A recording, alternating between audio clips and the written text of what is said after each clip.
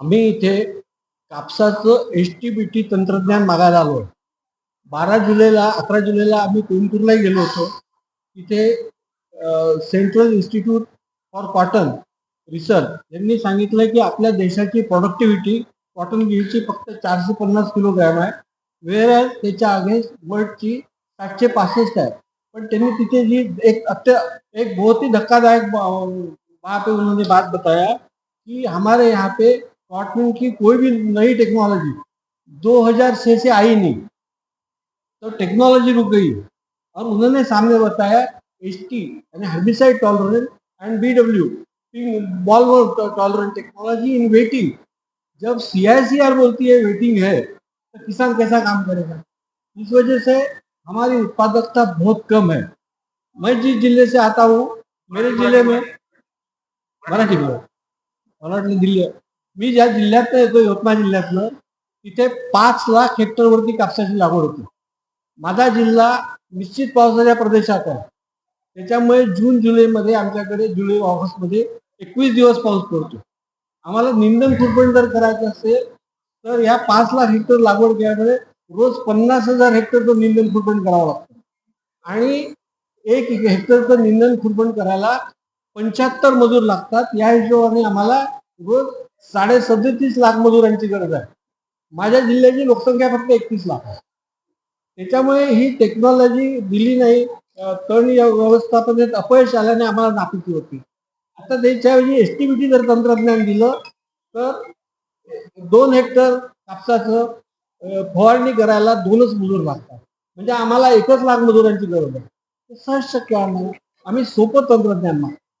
आम्ही त्याच्यासाठी HTBT तंत्रज्ञान हे दिल्याशिवाय आपल्या भारताच्या कापसाची उत्पादकता वाढवू शकत नाही. मध्यंतरी हा विषय झाला की हाय डेन्सिटी प्लांटेशन, पण हाय डेन्सिटी प्लांटेशन तर सहज शक्य आहे जर HTBT बियाणं दिलं तर. तिसरी गोष्ट महत्वाची की महाराष्ट्रामध्ये किंवा देशामध्ये गेल्या 15 वर्षापासून ज्याला आपण इलिगल म्हणतो त्या कापूस बियाण्याची HTBT बियाण्याची लागवड चालू आहे.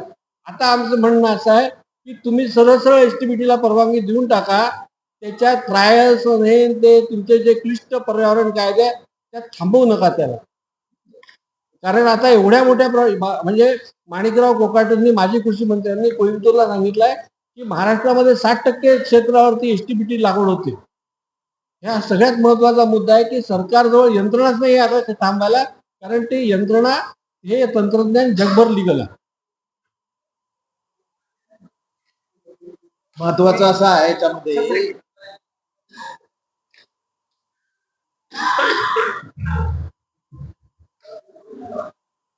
महत्वाचा मुद्दा असा आहे की HTBTला मान्यता भारत सरकारने दिली पाहिजे अशी आग्रही मागणी आमच्या शेतकरी संघटनेमार्फत आणि शेतकरी मंडळीची आहे. आज जे सध्या महाराष्ट्रामध्ये म्हणा की पूर्ण देशामध्ये जे HTBTचं बियाणं जे वापरल्या जाते, सर्व बियाणं हे गुजरातमध्ये त्या ठिकाणी तयार होते आणि त्या ठिकाणाहून गुजरातवरून सर्व देशामध्ये ते वाटल्या जाते. त्याला लीगल परवानगी नाही. इनलिगल लोक, शेतकरी लोक, कारण उत्पादन वाढल्यामुळं शेतकरी लोक HTBTचा वापर मोठ्या प्रमाणावर यवतमाळ जिल्ह्यामध्ये, आमच्या विदर्भामध्ये मोठ्या प्रमाणावर कापसाचं HTBTचं बियाणं त्या ठिकाणी वापरत आहे. आमचं गेल्या अनेक वर्षापासूनची मागणी आहे की या HTBTला भारत सरकारने मान्यता दिली पाहिजे. मागच्या वेळेस सुद्धा भारत सरकारने एक मीटिंग ठेवली होती, 2025 मध्ये. त्याच्यामध्ये सुद्धा सांगितलं की आम्ही त्वरित त्याच्यावर निर्णय घेऊ. परंतु काही मंडळी त्या ठिकाणी सुप्रीम कोर्टात गेली होती. त्या सुप्रीम कोर्टाचं कारण दाखवून या ठिकाणी HTBTला मान्यता मिळत नाही. आमच्या सर्वसामान्य शेतकरी या ठिकाणी आमच्या टुकटाकळी गाव, तालुका दारबा, तालुका दिग्रस, जिल्हा यवतमाळ या गावातले आमचे शेतकरी सुद्धा या ठिकाणी आलेले आहेत. त्यांचं सुद्धा म्हणणं आहे की पहिले जे उत्पन्न होतं त्याच्यात तितकीनं उत्पन्न आमचं HTBTचं बियाणं वापरल्यामुळे त्या ठिकाणी झालेलं आहे. सर्वसामान्य शेतकऱ्याची मागणी आहे आणि असंही इनलिगल HTBTचं बियाणं या ठिकाणी शेतकरी वापरत आहे. आमचं म्हणणं आहे की भारत सरकारने या HTBTला मान्यता दिली पाहिजे. याच्यासाठी खास करून आपण या ठिकाणी पत्रकार परिषद आयोजित त्याबाबत तुम्ही कोणाकडे मागणी केलेली आहे का, तुम्ही कोणाची भेट घेतली आहे का? त्या बाबतीत आम्ही पर्यावरण मंत्र्याशी सुद्धा भेट घेतली, कृषी मंत्र्याला सुद्धा मी पत्रव्यवहार केला. आमचे तिन्ही चारी खासदार साहेब यांच्या माध्यमातून सुद्धा अनेक वेळा आपण त्या ठिकाणी मागणी केली आणि देशाचे पंतप्रधान नरेंद्र मोदी साहेबांना सुद्धा आज उद्या आम्ही त्या ठिकाणी हे पत्र देणार आहोत आणि एसटीबीटीला मान्यता दिली पाहिजे अशी आग्रही मागणी आमची आहे. त्या ठिकाणी पर्यावरण मंत्र्यांनी सुद्धा आम्हाला आमच्या लेखी उत्तरात सांगितलेलं आहे की याच्या बाबतीतली प्रक्रिया किंवा याच्या बाबतीतल्या अनेक गोष्टी त्यांनी सांगितलेल्या आहेत.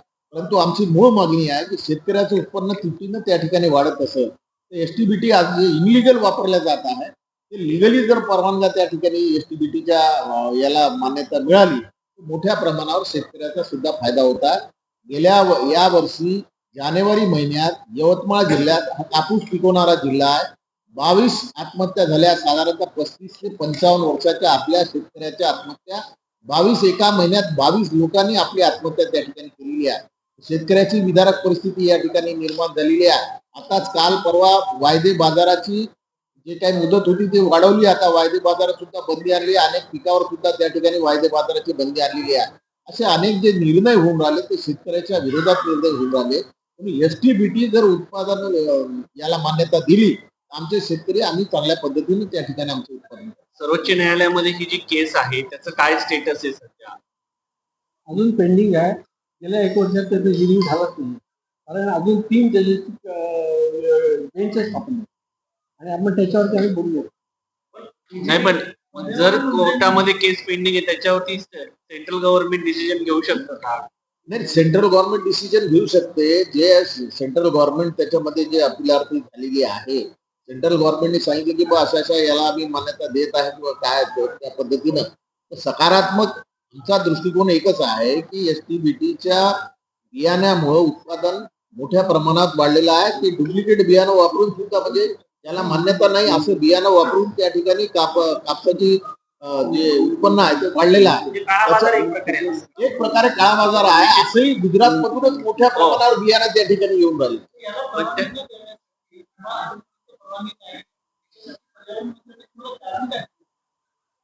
त्यांनी जे कारण सांगितलेलं आहे की बा याच्यामध्ये प्रक्रिया सुरू आहे, याच्यामध्ये आम्ही विचार करून राहिलेला आहोत, याच्यामध्ये अशा वेगवेगळ्या प्रकारचे उत्तर दिलेले आहे त्यांनी आणि त्याच्यामध्ये हे सगळं दृष्टिकोन. सर पुढची गोष्ट अशी आहे की ही जी एसटीबीटी बियाण्याची आम्ही जी मागणी करून राहिलो याच्या सगळ्या ट्रायल्स 2008 सालीच झालेल्या.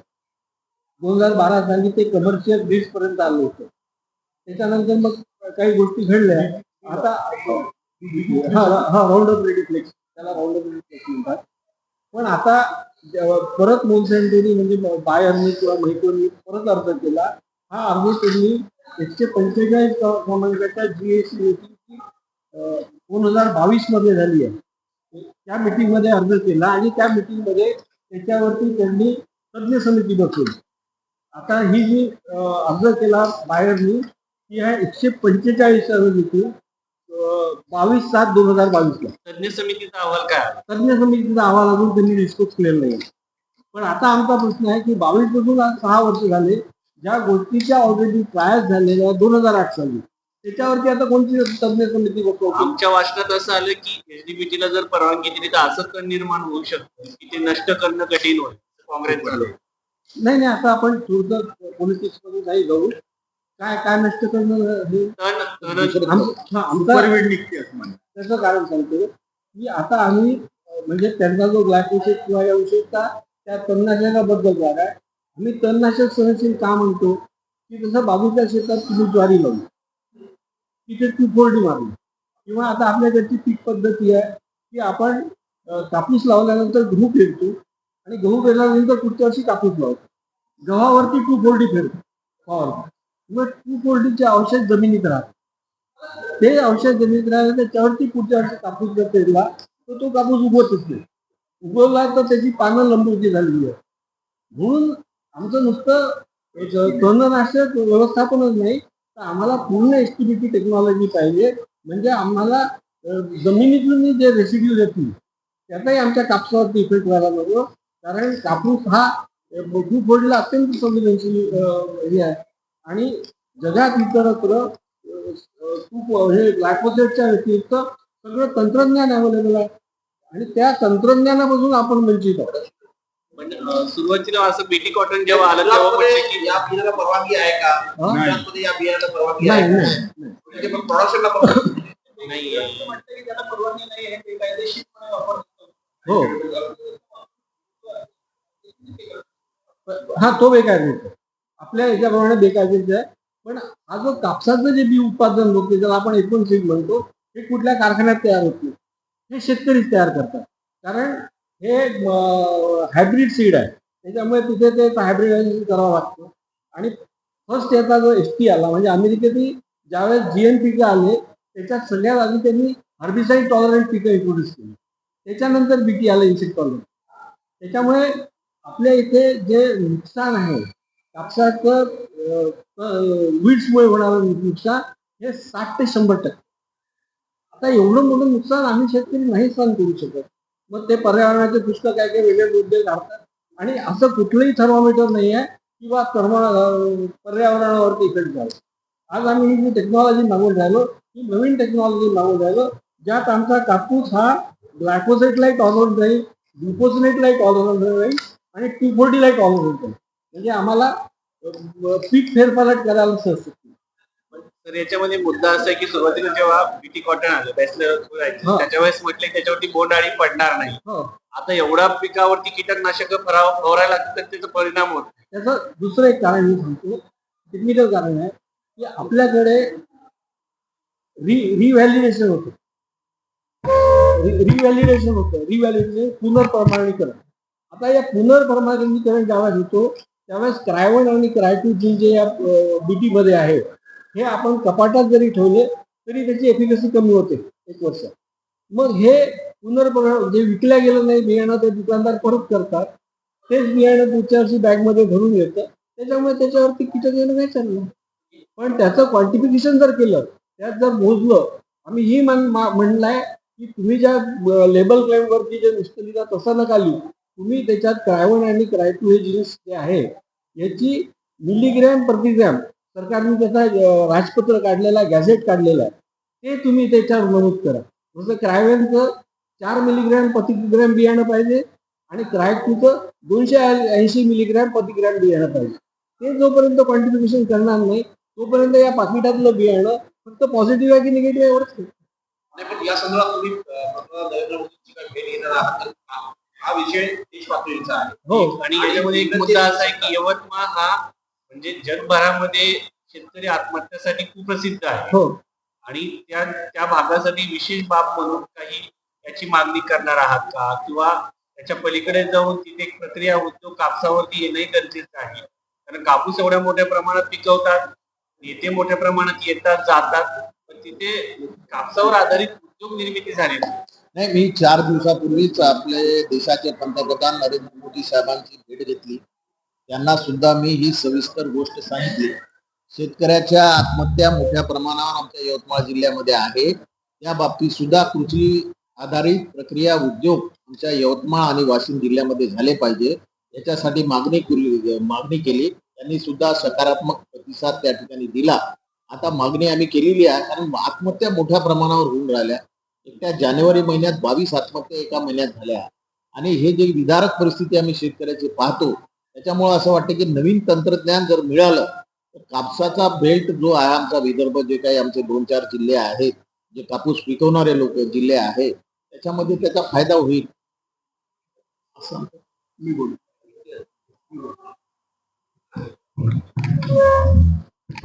तुम्ही PM ला या संदर्भात भेट घेणार आहात का आणि दुसरं सर्वपक्षीय खासदार भेटणार की फक्त महाविकास? नाही, आम्ही सर्व पक्षीय खासदार कारण हे महत्वाचा मुद्दा आहे. त्याच्यामध्ये काही महाविकास आघाडीची किंवा असं म्हणून नाही. याच्यामध्ये शेतकऱ्याचा मुद्दा आहे आणि शेतकऱ्याचा मुद्दा असल्यामुळं सर्व पक्षीय खासदारच जाऊन आम्ही देशाचे पंतप्रधान नरेंद्र मोदी साहेबांकडे आम्ही मागणी करणार आहोत. आणि हे जे आमचे शेतकरी संघटनेचे मंडळी आहे या अनेक दिवसापासून याच्यावर त्यांचा अभ्यास आहे, याच्यावर काम केलेलं आहे आणि त्यांच्या मार्गदर्शनाखाली आम्ही जे खासदार मंडळी जे काही आम्ही निवडून आलेला विदर्भातले त्याच्याबद्दल विषय असा आहे की देश पातळीवर जर शेतकऱ्यासाठी काही करण्यासारखं जर विषय असतील, आज जर पाहायला गेलं तर शेतकऱ्याला भाव मिळत नाही, हमी भाव नाही आहे किंवा दिवसेंदिवस आज दिवसेंदिवस आपण म्हणजे शेतामध्ये उत्पादन कमी झाल्यामुळं शेतकरी खूप मोठ्या प्रमाणामध्ये धबगाईला आलेला आहे. आणि अशा परिस्थितीमध्ये आम्हाला अनेक शेतकरी संघटनेचे जे हे मोठे अभ्यासक आहेत यांनी प्रत्येक वेळेस आम्हाला भेटून त्याची माहिती दिली. आणि मग आम्ही सर्व खासदारांनी विचार केला की आपण याच्यावर शेतकऱ्यासाठी कुठं ना कुठं तरी लढा उभा केला पाहिजे. आणि त्या दृष्टिकोनातून काल आम्ही यांच्याशी संपर्क झाल्याच्या नंतर यांचं सगळं मनोगत ऐकल्यानंतर असं लक्षात आलं की ही जी एसटीबीटी कॉटनचा जो विषय आहे याच्यामध्ये मोठ्या प्रमाणामध्ये शेतकऱ्याला फायदा होऊ शकतो. आमचा नांदेड असेल, परभणी असेल, यवतमाळ असेल, जालना असेल, हा हा कॉटनचा बेल्ट आहे. आणि इथं मोठ्या प्रमाणामध्ये आम्ही कापूस उत्पादक शेतकरी आहेत. आणि बऱ्याच दिवसापासून जर पाहायला गेलं तर आपण 7-8-10 वर्षामध्ये कापूस हा कमी झाला, कारण उत्पन्नच कमी झालं. आणि हे जर उत्पन्न जर वाढत असेल आणि आम्हाला जर दुप्पट तिप्पट जर इन्कम होत असेल तर सगळे शेतकरी याच्यामध्ये आमचा हा जो भाग आहे, मराठवाड्याचा जो भाग आहे किंवा विदर्भाचा जो भाग आहे, हा कॉटनसाठी चांगला मानला जातो. त्यामध्ये उत्पादकता वाढल्या जाते किंवा शेतकऱ्याला चांगला फायदा होऊ शकतो. हा पहिलेपासून कॉटनचा बेल्ट आहे. त्यामुळं आम्ही काल सर्वजणांनी विचार करून मग आज आपल्याकडे पत्रकार परिषद पण घेतली आणि त्यांचं सगळं आपल्याला म्हणजे काही जरी झालं तरी आम्हाला त्याच्यात तितकं माहिती नसणार आहे. जे काही तुम्हाला मिलीग्राम्स मध्ये किंवा मिलीमीटर्स मध्ये ते जे सांगू शकतात ते आम्ही नाही सांगू शकणार. त्यांनी अभ्यास केला त्याच्यावर. पण एकच लक्षात आलं की शेतकऱ्यासाठी हा उत्पादन वाढणारा विषय आहे, चांगला विषय आहे. आणि यासाठी आम्ही शिवराजजी चव्हाण साहेब आपल्या देशाचे कृषी मंत्री आणि माननीय पंतप्रधान मोदी साहेबांची भेट, मी कृषी मंत्र्यांची मी भेट घेतली, मी पत्र पण दिले, पर्यावरण मंत्र्याला सुद्धा पत्र दिले. आणि उद्या किंवा परवा या 2 दिवसामध्ये आम्ही पीएम साहेबांची सुद्धा भेट घेऊन या विषयावर गंभीर असावं. शेतकऱ्याचा विषय आणि शेतकरी हा केंद्रबिंदू विचार करून याचा निर्णय त्यांनी तातडीने घ्यावा अशी आम्ही आग्रहाची विनंती त्यांना करणार. एक मुद्दा याच्यामध्ये ग्लायफोसेटचा जास्त वापर केल्यामुळे अमेरिकेमध्ये कर्करोगाचं प्रमाण वाढलं आणि एसटीबीटीचा वापर केल्यामुळे असं झालं की तिथे जे तणनाशक आहे ते त्याला उत्तर देण्यास देत नाहीत असं दिसतं. दोन्ही उत्तर देतो. पहिले गोष्ट ग्लायफोसेटचा जो विषय अमेरिकेत चालला किंवा तो कर्करोगजन्य आहे. पण अमेरिकन सरकारने त्याला नाकारलेलं आहे. अमेरिकेत ग्लायफोसेटला बंदी नाही आहे. आता आम्ही फक्त ग्लायफोसेट सहनशील म्हणत नाहीये. आता आम्ही काय म्हणतोय की आता जे बियाणं अमेरिकेत आहे किंवा त्याच्यात जो तुमचा सुपरवीटचा जो प्रश्न आहे, एकमेव ग्लायफोसेट असतं तर सुपरवीट आल्या असत्या. पण आता आज अमेरिकेत जे बियाणं आहे ते बियाणं ग्लायफोसेटलाही सहनशील आहे. ग्लिफोसिनेट नावाचं एक आपल्याकडे अॅक्यूट तणनाशक आहे जे नॉन सिलेक्टिव्ह ग्रुपमध्ये आहे, त्यालाही सहनशील आहे. त्याच्या व्यतिरिक्त कुकोर्डिलाही सहनशील आहे आणि डिकांबालाही सहनशील आहे. त्याच्यामुळे एवढ्या सगळे जर ऑप्शन्स आपल्याजवळ तणनाशकाचे अवेलेबल असतील तर सुपरविटचा प्रश्नच नाही. तिसरी एक गोष्ट लक्षात घ्या की जे सिलेक्टिव्ह ग्रुपमधले तणनाशक आपल्याकडे अवेलेबल आहे त्यात त्यात फक्त 50-60% तण मरतात. त्याच्यामुळे आमचा प्रॉब्लेम काय होतो की ते तणनाशक फवारल्यानंतर परत आम्हाला बाईला निंदन करायला पाठवावं लागतं. त्याच्यात आमचा खर्च डबल होतो.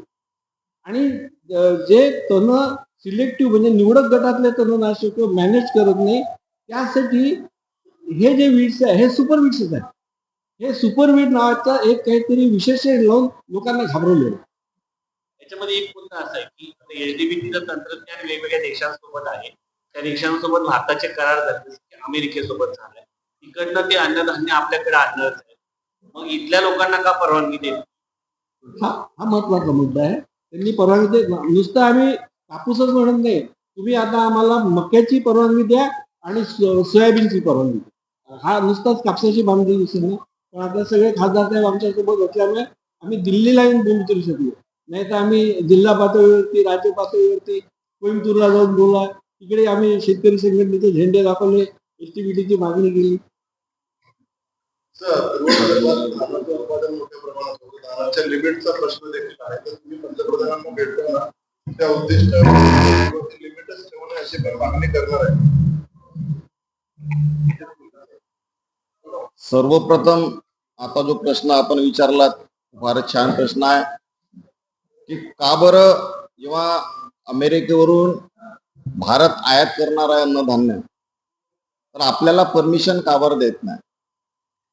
हा एक फारच छान मुद्दा आहे. कारण की प्रश्न येतोय की सरकार का बरं आमचे प्रधानमंत्री सरेंडर आहेत. कारण की सरेंडरचाच मुद्दा आहे. कोणत्या गोष्टीनं ते दबावामध्ये आहेत ज्या कारणानं आपल्याला ते परमिशन नाकारत आहेत. एसटीबीटीची परमिशन द्यायला पाहिजे. पोल्युशन कुठं नाही, दिल्लीमध्ये पोल्युशन आहे.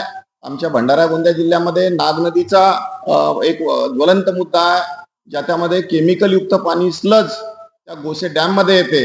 आणि आता माननीय मुख्यमंत्र्याचा प्रोजेक्ट आहे फडणवीस साहेबाचा, वैनगंगा नळगंगा, धोरणात्मक आणि पुढे ताकदीनं ते हा प्रोजेक्टच्या मागे लागलेले आहेत. पण हा जो गोसे डॅमचा पाणी केमिकल युक्त पाणी आहे तो अकोल्यापर्यंत येईल. पूर्ण विदर्भ म्हणजे करोडो लोक बाधित होतील त्याला. यासाठी सरकार काय करत आहे. धानाचा मुद्दा प्रत्येक वर्षी खरीप येतो, प्रत्येक वर्षी रबी येतो, पण आज 31 मार्च त्यांना ऋण भरायचं आहे, कर्ज भरायचं आहे, कसं ते भरणार आहे. विदर्भाचा मुद्दाच नाही. भंडारा गोंदिया जिल्ह्यामध्ये महाराष्ट्राच्या 60% धान उत्पादन होते. माननीय केंद्रीय मंत्री यांनी उत्तर दिलं की 2 वर्षामध्ये फक्त त्यांनी 9.5 लाख मेट्रिक टन त्यांनी धान घेतलं आहे. ते लिमिट कशासाठी. अरे जेवढा उत्पादन आहे तेवढा ते त्यांनी घ्यायला पाहिजे. किती उत्पादन हो, तुम्ही विदेशात विका का कुठेही विका, हा धोरण पाहिजे. शेतकऱ्यांना मदत झाला पाहिजे, त्यांची इन्कम डबल झाली पाहिजे. परंतु सरकार काय करत आहे. भंडारा आणि गोंदिया जिल्ह्यामध्ये 60% धान उत्पादन होते. त्यापैकी खरीपामध्ये आमचं जे उत्पादन आहे भंडारा आणि गोंदिया जिल्ह्याचं 6 लाख मेट्रिक टन आहे. विचार करा, 6 लाख मेट्रिक टन उत्पादन. आणि याच्यामध्ये तुम्हाला सांगू इच्छितो की फक्त 5 लाख मेट्रिक टन त्यांनी तिथं घेतलेला आहे. 10 लाखापैकी 10 लाख 10.5 लाख सॉरी करेक्ट करतो मी. खरीपाचं जे उत्पादन आहे 10.5 लाख मेट्रिक टन फक्त भंडारा आणि गोंदिया जिल्ह्याचं आहे. त्यांनी 6 लाख घेतला आहे. 5 लाख अजूनपर्यंत लिमिटची गरज आहे. मी प्रश्न विचारतोय की आता ऋण भरण्याची वेळ आली, कसं शेतकरी ऋण भरणार आहे. 5 लाख मेट्रिक टनची लिमिट का बरं वाढवत नाही. मी वारंवार प्रश्नासाठी लिमिट वाढवण्यासाठी मंत्री महोदय